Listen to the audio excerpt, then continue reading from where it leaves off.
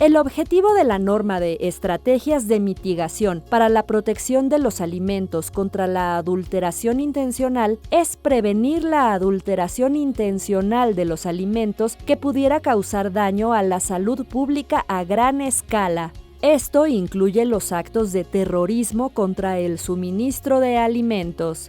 Aunque no es probable que ocurran este tipo de actos, estos podrían causar enfermedades, muertes y una disrupción económica al suministro de los alimentos si no se establecen estrategias que ayuden a prevenir que este tipo de actos se lleven a cabo. Esta norma no aborda la adulteración de los alimentos con fines económicos, ni tampoco se enfoca en alimentos o peligros específicos, sino que se enfoca en las estrategias de reducción de riesgos para procesos que se realizan en ciertas instalaciones de producción de alimentos registradas. ¿A quiénes aplica la norma?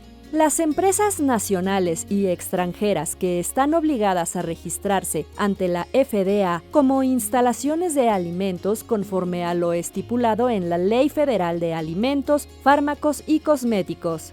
Esta norma está dirigida a las grandes empresas que producen alimentos que llegarán a una gran cantidad de personas. Las empresas exentas incluyen, pero no se limitan, a las huertas, instalaciones dedicadas a la fabricación, procesamiento, empaque o almacenamiento de alimentos para animales y las empresas muy pequeñas. ¿Qué requisitos deben de cumplir las instalaciones sujetas a la norma? Las instalaciones sujetas a los requisitos de esta norma tienen que desarrollar e implementar un plan de defensa de los alimentos por escrito. Este plan escrito tiene que identificar las vulnerabilidades y etapas en el proceso que puedan requerir de alguna acción. Esta acción incluye la identificación de vulnerabilidades en cada etapa del proceso para cada tipo de alimento que es fabricado, procesado, empacado o almacenado en la instalación. Estos elementos deben evaluarse para cada etapa, paso o procedimiento en el proceso, con el fin de determinar la gravedad y el grado de impacto potencial en la salud pública de la adulteración del alimento, el grado de acceso físico a el producto, la capacidad de contaminar de manera exitosa el producto, las estrategias de mitigación. Estas estrategias deben identificarse e implementarse para cada una de las etapas del proceso para garantizar que las vulnerabilidades serán minimizadas o evitadas. Las estrategias de mitigación deben diseñarse de acuerdo a cada instalación y a sus procedimientos. Y los procedimientos y los componentes de gestión para la defensa de los alimentos para asegurarse de garantizar la implementación adecuada de cada una de las estrategias de mitigación.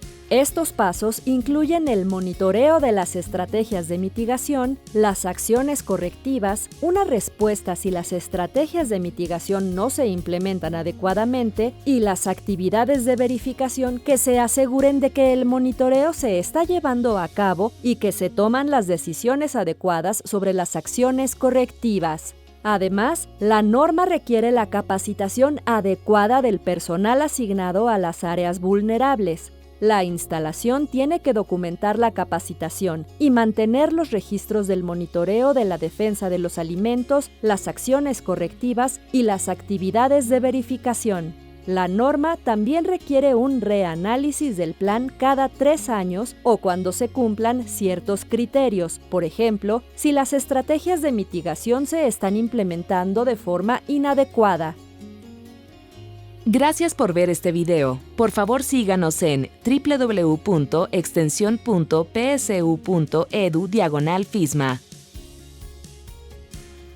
Este programa fue desarrollado por Food Safety CTS LLC para la Universidad Penn State.